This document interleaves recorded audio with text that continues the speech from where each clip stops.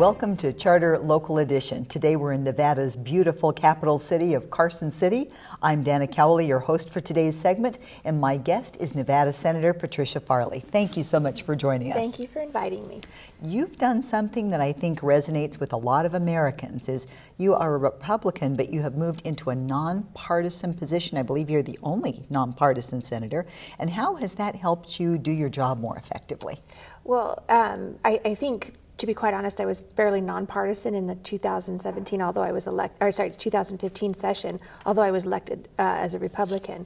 But I think declaring it and for the 2017 session has really helped me be able to talk more about the issues and about problem solving than particularly party politics. I think that is popular with a lot of Americans nationwide, and here in Nevada, people would really like people looking for the good of the whole and what's in the best interest instead of being so divisive, and that sometimes can be very derailing.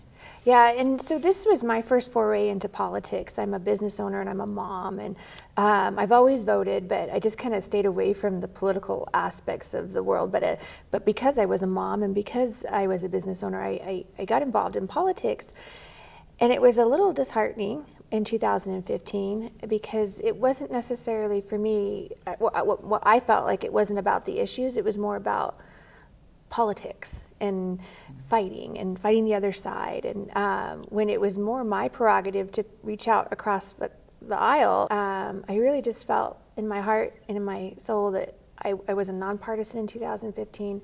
I'm a nonpartisan. I'm more focused on doing the right thing for our state, for our people and our families. And so this session has been much better for me, being able to avoid some of the other problems.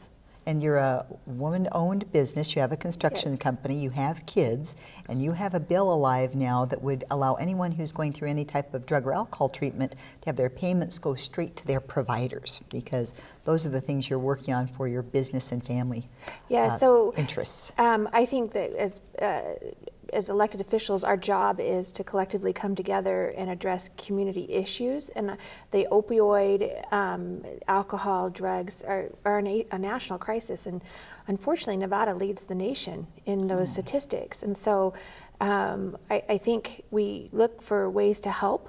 And that bill, 262, is huge in my mind for making sure that we're not handing people in recovery 30 days out, whether it be mental health or drug addiction, large sums of money when they're not ready for it, and either allows them to invest in a compulsive behavior and or overdose. So, and through all that, we also have providers who aren't getting paid. So if a patient legally assigns their rights to those benefits, and those benefits are legally assigned to the provider, the insurance company should pay the provider. And just to make one more step that helps a little bit more. Absolutely. You're a big advocate for child welfare, and what are you doing in this session toward that? Yes, so I am. That is a heartfelt issue for me. We have almost 5,000 kids in our child welfare system today.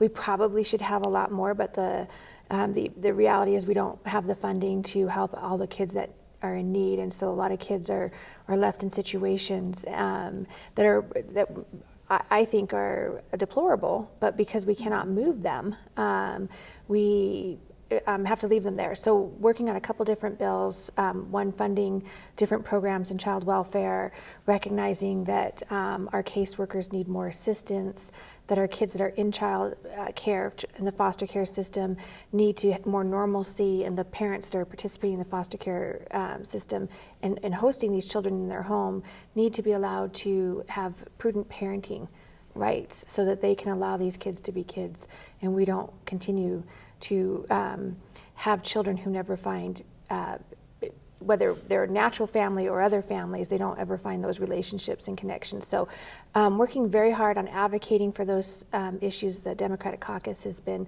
phenomenal in supporting those issues. So I think that we'll see some success this year. Well, I wish you the best of luck, Senator. Thank you very much. It was very lovely to talk to you. Thank you for your time. Thank you. Senator Patricia Farley, I'm Dana Cowley, and this is Charter Local Edition.